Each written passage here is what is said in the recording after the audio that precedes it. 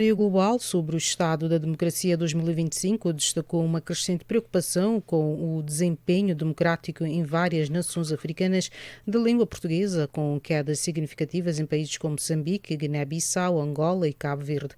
A credibilidade das eleições foi um dos pontos centrais do relatório, com especial ênfase nas irregularidades observadas nas eleições gerais de Moçambique em 2024, que resultaram em protestos violentos e uma queda nas classificações do país nas áreas de representação, direitos, direitos, Estado de Direito e participação. Este relatório também reflete uma tendência mais ampla em África, onde a confiança nas eleições está a diminuir no contexto de instabilidade política crescente na região do Sahel. Para aprofundarmos esta análise, temos o prazer de convidar José Gama, analista político angolano, que irá partilhar a sua visão sobre os desafios que os países lusófonos africanos enfrentam no campo da democracia nas eleições e da governação. Boa noite, senhora Gama, bem-vinda aqui ao programa. Muito boa noite, mais uma vez.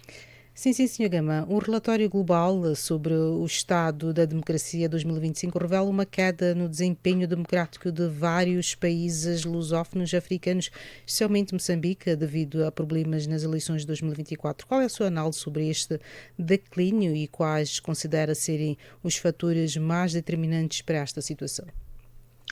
Sim, de facto, o relatório aponta que houve, na sua maioria, um declínio desde 2019 em relação a estes países e, no caso de Moçambique, o relatório aponta que é um país que ainda enfrenta desafios de segurança porque está a viver uma insurgência na parte norte do país que não é nada mais que um conflito armado que afeta a estabilidade.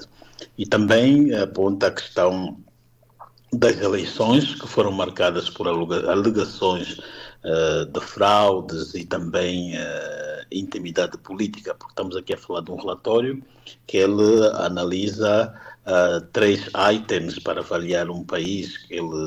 O primeiro item é a representação democrática, analisa o fator de direitos, a questão do país ser um Estado de direito democrático ou não, e também a participação democrática. Por exemplo, aqui no caso de Angola, também aponta, logicamente, um declínio acentuado na parte da liberdade de imprensa, na participação cívica, porque Angola, quando há manifestação, o governo também ainda usa práticas autoritárias como repressão, os protestos.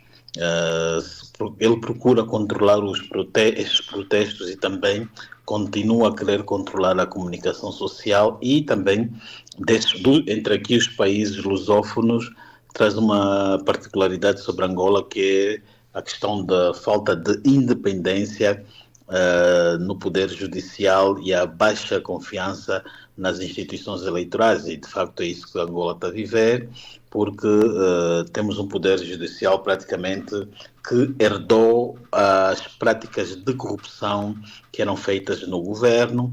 Temos um poder judicial agora em que há vendas e compras de sentenças, tráficos de sentenças.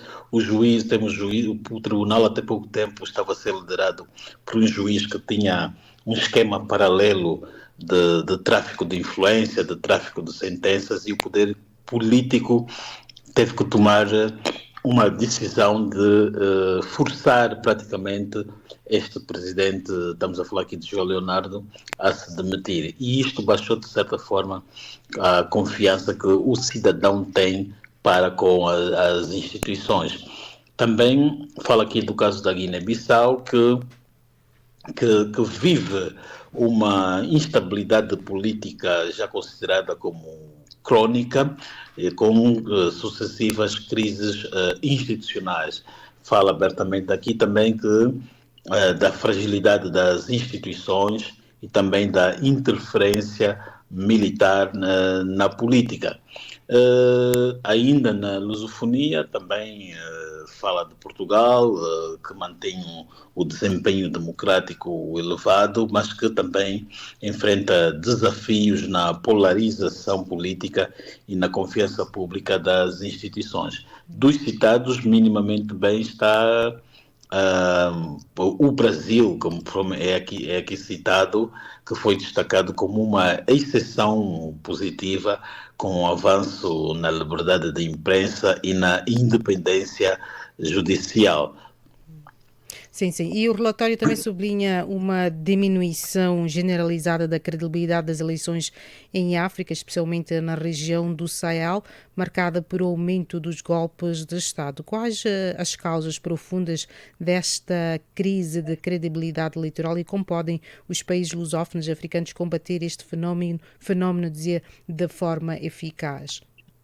Bom, estamos aqui a falar de países ou de uma zona em que está a ser governada por grupos ou governos que se fizeram eleger, ou melhor, que se fizeram chegar ao poder por via de golpes de Estado. Tomaram o poder por essa via e procuraram também, ao mesmo tempo, se enraizar, controlar e sequestrar as instituições. E estes governos, quando vão para as eleições com o poder todo controlado e têm a tendência de eles ganharem. Isso não só aconteceu no Sahel, mas também no Gabão, em que o presidente atual chegou ao poder por via do golpe de Estado e depois usou as eleições para se legitimar num pleito também contestado, embora que não fez assim muito barulho. Então é praticamente isso que está a acontecer também na zona do Sahel, destes governos, que eles usam apenas as eleições para se legitimarem, para legitimar o seu poder. Daí que este relatório indica que estes processos eleitorais não são credíveis ou são conturbados. Sim, sim. E tendo em conta as tendências descritas no relatório global sobre o estado da democracia 2025, como é que vê o futuro da democracia nos países lusófonos africanos? Existe margem para uma melhoria significativa ou o cenário tende a agravar-se nos próximos anos?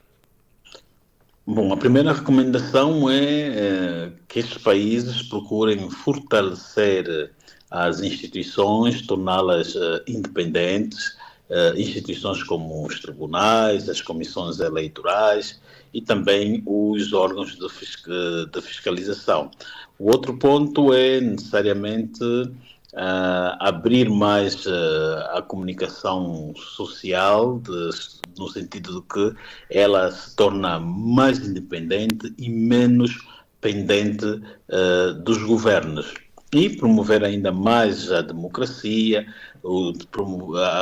promover a abertura de espaço político para que todos possam conviver.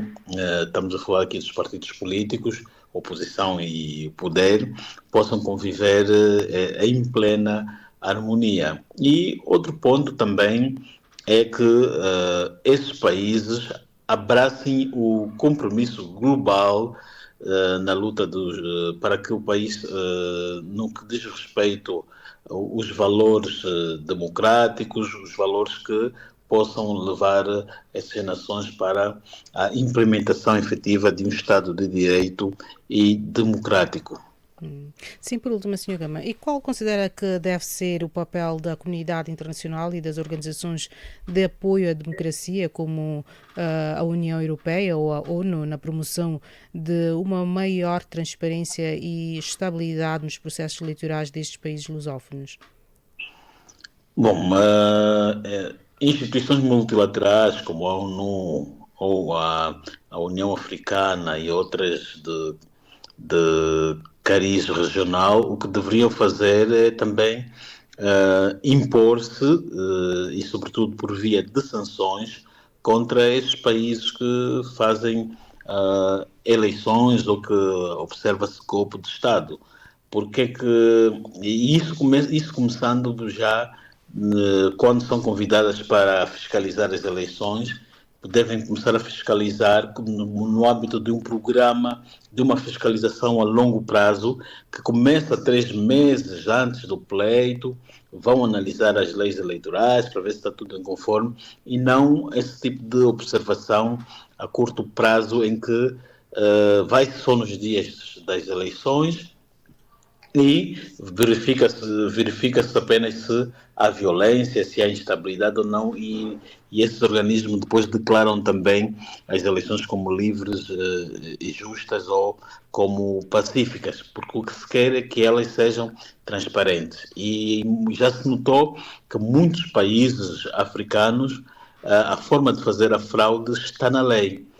Está na lei. Ele vai para as eleições já com uma lei toda ela feita a seu favor. Então, estes organismos como as Nações Unidas devem desencorajar estes governos e com sanções para que não se volte a fazer esse tipo de manobras eleitorais que no fundo são os instrumentos depois que, ou melhor, acabam por ser os elementos que muitos militares depois invocam que os levou a fazer golpe de Estado.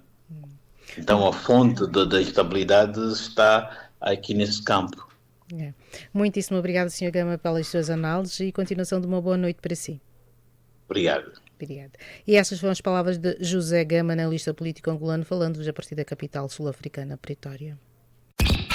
Caleidoscópio com Maramo Samo. O pulsar da África, aqui e agora.